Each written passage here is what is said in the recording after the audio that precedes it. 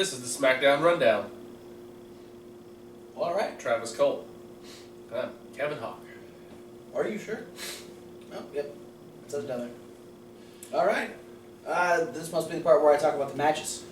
Usually. Usually. Okay. But I mean, if you want to change it up and talk about what matches didn't happen. Nah. Okay. This is better. We had Dolph Ziggler defeat The Miz. Yay! We had Bubba Ray defeat Goldust. Weird. We had Kofi Kingston defeat King Barrett. Huzzah! And we had AJ Styles lose to Kevin Owens. Was that all the matches?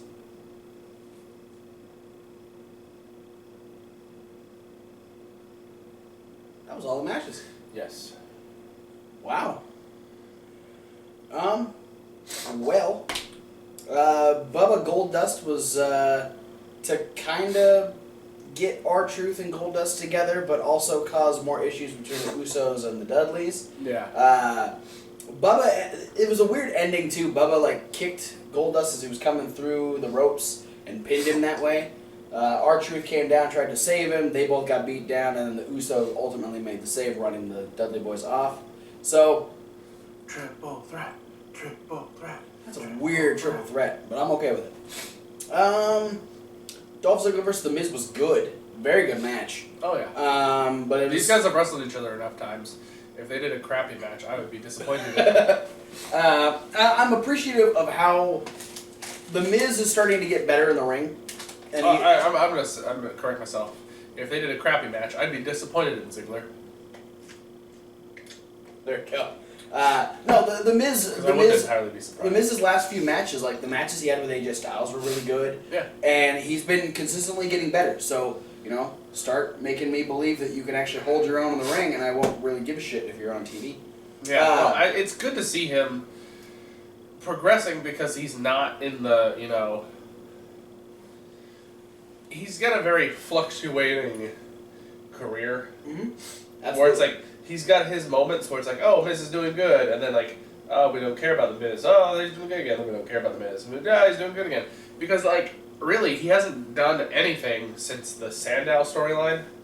Yeah, which ended at last year's WrestleMania. Yeah. So it's been almost a year since the Miz has been doing anything worth giving a shit about. Yeah. But I was really getting into the Miz because he was doing tag team matches essentially by himself. Yeah, and he was showing a lot of promise, and then it was oh, we don't want to do the Sandow storyline anymore, so bye, Miz. And he had to go do a movie. Yeah. Or two. Yeah, he did 2 movies. Never saw Sans Little Helper, didn't really. Paige wasn't enough to make me want to see it. I saw it 8 times. But only the bits with Paige. Only the bits with Paige. Yeah, no, Dolph Ziggler ended up picking up the win. He ended up getting out of the figure 4, and then The Miz was arguing with the referee, allowed Ziggler to get up, hit a super kick, and pick up the win. Yeah, some of that sweet shin music. Alright, so then the other match, we had more build towards the tag team storyline that we've got. Both guys had their respective teams out there, Yeah. Which was not so great for the New Day at first because the League of Nations has that extra member. Yeah. So you've got Big E and Xavier Woods on the outside, but you've also got Rusev, Sheamus, and Del Rio on the outside. Which is one more than Big E and Xavier Woods. What? Is that how math works? Yes. Wow. I are done good at math. Where were you when I needed help on my math homework? Probably would have done a lot better in that class. Kofi had a really cool, I don't know if Barrett was going for the Winds of Change. Yeah, it looked like a counter out of the Winds of Change. And he backflipped over his arm and then hooked him for a DDT and dropped Barrett. That was really cool. And then we had a moment where the New Day ended up taking out the League of Nations and tried to cause their own distraction. And then the League of Nations did the exact same thing where they took out the New Day and tried to cause their own distraction.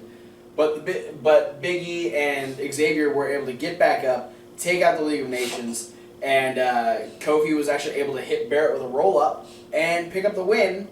And so now, it's amazing how just instantly they're face now. Well, if you try and turn somebody like The Miz from heel to face, it's going to take a lot of work. Yeah. Because The Miz is not a popular heel. No. The New Day were already popular as heels because their promos are engaging and entertaining and funny. Mm-hmm. And so when you have a funny heel, it's a lot easier to flip them to face because they just get to keep being funny. Now they just don't diss the city that everybody lives in now. Yeah. And all they have to do is just keep talking about all the same stuff they usually do. And if you keep making fun of Sheamus, you're going to get over. There you go. It's the key to success. Fuck Sheamus. Now Goddamn Red Rooster Jr. We'll talk about a few promos that happened throughout the night. We had Dean Ambrose really building the fact that he's tried to, Brock Lesnar says that he was trained to win all these championships. He was trained to be UFC champion, trained to be NCAA champion, trained to be WWE champion. But living in Cincinnati, that being not the greatest of towns in the U.S., Dean Ambrose says every day was like WrestleMania. It was, stakes couldn't be higher. Every day was the grandest stage of them all. Not so much. It was the pressure. Every day had an Andre the Giant Memorial Battle Royal. That's probably true. Because everybody in Cincinnati loved Andre so much. I don't know. People in Cincinnati, do you like Andre the Giant? Post down in the comments. I'm getting choked up just talking about it. But we had, Dean Ambrose did that thing where he was kind of up on a cliffside looking over Cincinnati. He did another one later. Very dramatic vignette style. Yeah. He did another one later. He was sitting in a bar and said that he was bringing the entire city of Cincinnati with him to WrestleMania. Yeah, it's a celebration. You celebrate St. Patrick's Day at your bar. Just saying. Everyone's into it. So expect to see the entire city of Cincinnati fill up AT&T Stadium and beat the shit out of Brock Lesnar with Dean Ambrose. That'd be funny. I'd watch it. I'm excited to watch Dean Ambrose beat the shit out of Brock Lesnar with a barbed wire baseball bat. I'm curious, what's bigger, the amount of seats in AT&T Stadium or the amount of people in Cincinnati? Probably Cincinnati. Oh, you think there's more than 100,000 people in Cincinnati? I think so. Oh, you know what? I'm going to fact check that after we're done. All right. Can I talk about a promo? I want to talk about a promo. Talk about the promo. Two promos. Two promos that opened the show. Okay. That's always kind of like, you expect one promo to open the show, and then they do two. Then you're like, really? Yeah. One was an in-ring promo, and one was a backstage interview. The first one, in-ring promo, was Roman Reigns making a SmackDown appearance, which is not very often for Roman Reigns because he's a main event guy. And he's been gone for a couple weeks with a shattered nose. Yeah. And he came out and basically said that he's biding his time until he and Triple H are back at the same place at the same time, and as long as it takes, waiting for Triple H, even if he has to wait all the way to WrestleMania, which is only like 17 days away. Yeah, no, 16 now since it's uploaded on Friday. That he'll continue to pick up paychecks that are made by the Authority, and he'll continue to wrestle in the Authority's ring, and he'll continue to eat the catering that the Authority pays for, and yada yada yada, until he's eating your money, Triple H. Until he gets to beat up Triple H, and I'm guessing it'll probably happen again at Mania. That'll probably be the next. I'm guessing it'll probably happen in the Go Home show to Mania. Oh, shizzle sticks. We're gonna get a brawl at the end. Another brawl. Yeah. We're gonna. This will be the most brawl for all. That's how No. they should do their title match. Brawl for all. Just put on boxing gloves. I feel like Roman Reigns will win. Probably. I don't know. I feel like Roman Reigns is gonna win anyway. But if it was a boxing match, I think Roman Reigns would probably knock the shit out of Triple H. I think Triple H stands a chance because Roman Reigns is just coming back from facial surgery. This is true. And then what about that interview that we had with AJ Styles? Yeah, Renee Young backstage interviewing AJ Styles. They did a video recap of the whole Jericho turning on AJ, which is old news already. But basically AJ talking about how the WWE fans didn't turn on Jericho. WWE fans can chant for who they want to chant for. It's a free country, yada, yada, yada. Same shtick you always hear in these scenarios. Yeah. Being a very diplomatic babyface about it. Kevin Owens comes in and interrupts, and he makes comparisons between AJ Styles and Sami Zayn, calling them both whiners and oh, you're making it personal, and oh, maybe AJ and Sami Zayn should have their own show on the network where they just sit and hold each other and cry, and stuff like that. And then I can't say I wouldn't watch it. And then Styles comes back with his own, like, oh, well, you remind me of Chris Jericho. You're egotistical and you have a loud mouth, and I'm going to shut your mouth tonight because we have a match. And then Kevin Owens says, well, if you're talking about comparisons to me and Jericho, why didn't you say we're Canadian? That's like the first thing I thought of. And also, and then he looks between AJ Styles and Renee, and he goes, you two have the same haircut. And then he turns and leaves. Now, is that more insulting to AJ or to Renee? I don't know, but like the camera was on them like for another like 15 seconds, and they just kind of like awkwardly like looked at each other, and like Renee started touching her hair, and then we had Ziggler's entrance going into his match with the Mias. Renee, AJ, both of you guys have beautiful heads of hair, so just... And beautiful heads. I'm just saying. Are you a fan of heads? Sometimes. Sometimes. I don't know, Alicia Fox's forehead scares me a little. It's a little... 5 head. It's a little intimidating. All right. Angry sometimes.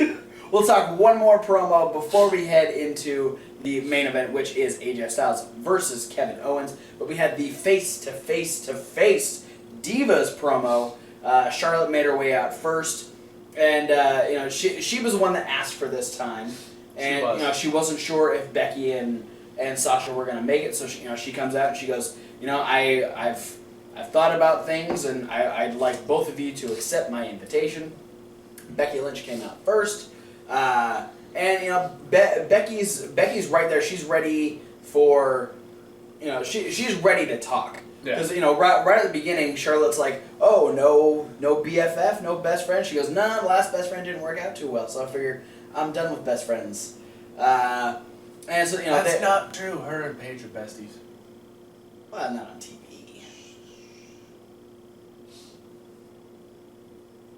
I'm sorry. So they banter a little bit, and Becky's getting fired up, but before they can get too much into it, Sasha makes her way down, and she's like, you know what, I wasn't gonna miss this, but guess what, Charlotte's like, oh, it's nice for you to finally show up, and she's like, I'm not on your time, Charlotte, I'm gonna come out when I want, and at this point, all three of them just start firing shots at each other, especially Becky. Yes. This was Becky's promo. Because Charlotte was good, she's like, hey, she talks about the building of the Four Horsewomen, and that she wants to apologize that she ever thought that the two of them could be considered horsewomen. Ric Flair's laughing, of course he is. That's what he gets paid to do now. That and dance around in loafers. That should do this. Dance around in loafers and kiss Becky Lynch, which actually sounds like a pretty good fucking job. Yeah, if I got paid for that, I'd enjoy it. But I would try to slip some tongue, though. Paige probably wouldn't mind. I was gonna say you'd probably get in trouble because you're married, just like he's married. But I don't think Paige would care too much. They share a lot. But yeah, so then we get, this is where Becky starts to fire back, because then she is just on point. She's telling Charlotte she's gonna rip her arm off and take her title with her, and then she goes over to Sasha and she says, last I checked, it takes more than dollar store jewelry to be considered a boss. And Sasha's like, oh hell no. They start getting into a shoving match, and Charlotte's just watching this all go down, like she's totally safe. Sort of like an episode of Miz TV. Yes. Where, usually, the Miz incites the violence, and then he enjoys it, and then he gets his ass kicked. Same thing happened to Charlotte. We get a shoving match between Sasha and Becky. Then they both turn their attention to Charlotte. Yeah, it's that moment where, like, Sasha shoves Becky and Becky shoves Sasha, and then they think, like, oh yeah, she started it. She's the biggest bitch of the three of us. And I don't remember what Becky hit her with. Well, they knocked her down. And then she hit her with the exploder suplex. That's right. Yeah, and then Sasha picked her back up and hit the backcracker that she usually goes into the bank statement. But Charlotte and Ric Flair grab all their stuff. I'm surprised they grabbed all their stuff. Like, I thought the title was still in the ring. But yeah, so then we get the two challengers staring at the champion as Charlotte backs away. I'm super excited for this match. It's gonna be good. I'm totally amped for it. It's gonna be good. Let's move into our main event. Promo. Sorry. There's one more promo I want to talk about. Oh. Social outcasts. Oh yeah. We're sitting on the ring apron For a second. for a minute. And they announced initially their intentions to win the Andre the Giant Memorial Battle Royal as a unit. Well, no. Bo said that all 4 of them were going to win. Slater was very sure that since he was the leader, that he deserved to win. And then Curtis Axel's like, no. See, I know a few things about Battle Royal. See, I was never eliminated from the 2015 Royal Rumble, so, I'm going to be the one winning it. Yee! And then Adam Rose got real mad, and we find out that Adam Rose actually thinks the yee is stupid. He's not a fan of the yee, but, I don't know. We're not Adam Rose. We're fans of the Yee. Yeah. You know who else isn't a fan of the Yee, though? Oh, Dean Ambrose. Yeah, Dean Ambrose. And that Singapore cane. He doesn't like the Yee so much, or maybe it's just he doesn't like when people argue. Because he came out to help break up the tension of the social outcasts. With a kendo stick. Yeah, he broke up the tension and their skin and stuff. He hurt them all with a kendo stick. Yes. And so I'm guessing that's going to put them back on the same page. It might. They're gonna realize they were stupid for arguing, and they got their punishment, which was getting hit by Dean Ambrose. And then he calls out Brock Lesnar next week on SmackDown. Yeah. Yeah, it was Basically. because it's gonna be one of those rare appearances on SmackDown for Brock Lesnar, and so he wants to meet Brock Lesnar in the ring. Ask him if he's got the baseballs to show up. I think he meant just regular balls, but he didn't. They told him No. not to say that on the Are television. you saying that Dean Ambrose made an innuendo? I don't know. Maybe he made it in your endo. No, he didn't. Oh. He's in Cincinnati, and this was taped on Tuesday. I don't know. What do you guys do with your free time? Just saying. Anyway, so we should be getting a competition next week on SmackDown between Dean Ambrose and Brock Lesnar if he's not a big giant pussy.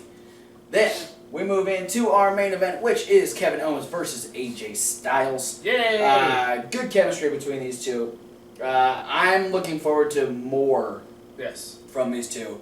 Because, it's a SmackDown main event. You can't expect all the bells and whistles to be on this match. They did have some really good stuff, though. Towards the end, when Owens went for the first pop-up powerbomb, and AJ is actually able to jump over his head, and then as Owens turns around, he hit him with the Pele kick. The little breakdance move. Yeah. His springboard forearm to the outside is really cool. I don't think I've ever seen him do that anywhere other than WWE. I think that's a new thing. I mean, granted, I haven't seen every single AJ Styles match, so I wouldn't know for sure. But I've never seen it on TV before. Just a great chemistry between the two. Owens is so good at riling up the crowd, and it works really well when the guy he's going against is a huge fan favorite like AJ Styles. AJ Styles. Oh, we're not there yet. Where? Of course we're not in Cincinnati. But we're not to the AJ We're Styles. not on Tuesday either. Really? Yeah. Oh yeah. No. So we got Styles is in I'll be control. listening to Bruce Springsteen on Tuesday. All right. Thrown off. AJ's getting ready to hit the phenomenal forearm. I'm still going to call it the Styles Crash. It's way cooler. So he's getting ready to set up for the Styles Crash. But before he's able to do it, Jericho's pyro goes off, which I'm sure scared the shit out of everyone in the crowd because that's very sudden and everyone's focus is on AJ at this point. Yeah. And so AJ turns around, Jericho's making his way down to ringside, and in a roundabout way, AJ winds up back in the ring and getting his ass handed to him by Kevin Owens. Owens hits the pop-up powerbomb, picks up the win, and we get Jericho enters the ring, hits a code breaker, and then creepily, and then angrily, and then just strangely trails off the AJ Styles chant, which is just really weird. Yeah. Really weird. Like, I'm trying to imagine the video package that's going to go into the WrestleMania match, and you know that that's going to be like the end It's just creepy Jericho going, AJ Styles. Probably the one of him behind the fire, just for dramatic effect. But yeah, no, I really hope that we get an eventual feud between AJ Styles and Kevin Owens, because it could be really fun. Maybe after Mania, we toss AJ into the Intercontinental title situation and get some more matches between him and Owens. Do it. Something to that effect. But a very compact, nothing super special happening type of SmackDown. Still fun to watch. Yeah. Good promos. It wasn't a bad SmackDown. No, definitely wasn't a bad SmackDown. All were solid. Good promos. Lots of good build for Mania. We should probably expect less and less matches as we get closer to Mania, because everyone's trying to save up their strength. Everyone's trying not to break their ankles. Yeah, I was actually just about to mention that. Speaking of the Intercontinental title, with the possibility of Neville being thrown in, you can kind of throw that out because he now has a broken ankle and a cracked shin. Yes. So, yeah. They're evaluating him, I think actually today, to see if he's going to need surgery to repair it. Yeah, go back and watch the match between him and Jericho on Raw. He tries to do the slide through the legs and gets his ankle caught, which is why the whole match is a little awkward, and why the disqualification The ending was wonky. Yeah, the whole thing was really weird. But yeah, it's looking like Neville will miss WrestleMania this year, which is unfortunate because this will be his first WrestleMania. That sucks. And he was going to be in a really good match, but can we just do Owens versus Zayn? Yeah, let's leave out The Miz, Ziggler, or anybody else who might be in it. I mean, if you need to throw a big multi-guy match, put him in with Ryback and Kalisto. Yeah, because Ryback's going to need some help. Or, why not put like a group of people together to face the Wyatts? Yeah. Even if it's just a job to the Wyatts. Yeah. It's not like the Wyatts are going to go anywhere after that, but but that is it for SmackDown. Thanks for watching. Be sure to like, comment, and subscribe. Comment your favorite parts of SmackDown. Yeah. Did you like the promo? Which Any one? of the promos? Okay. Specifically, my favorite one was the face-to-face-to-face promo. That was good. It was a really well done, just great work by all those ladies, which makes me more excited for the match. And the prospect of what's going to happen afterwards, because I think Bayley's coming to the main roster here pretty soon. Yeah. So, that's just my personal opinion. Also, click links. Because there's a lot of them in the description. There's a lot of them. Facebook, Twitter, Tumblr, Instagram, Reddit, podcast, 2 emails, all that stuff. There's a playlist. That's got all the videos that are going to be in this episode 92. There's a Raw review up there right now. There's a midweek wrap-up. There's this SmackDown rundown. Coming up next, we have indie news with Chikara results. We have ROH results. We have AIW results. And we have another result. AAW. AAW, the other AEW one. Not ANW. Root beer? What's on? Sure. All right. Thanks for watching. We'll see you at whatever video you decide to watch next. Yeah. Fuck Alex Riley. It's the hit single for this band that's going on right now. Yeah. Fuck Alex Riley. Fuck Alex Riley.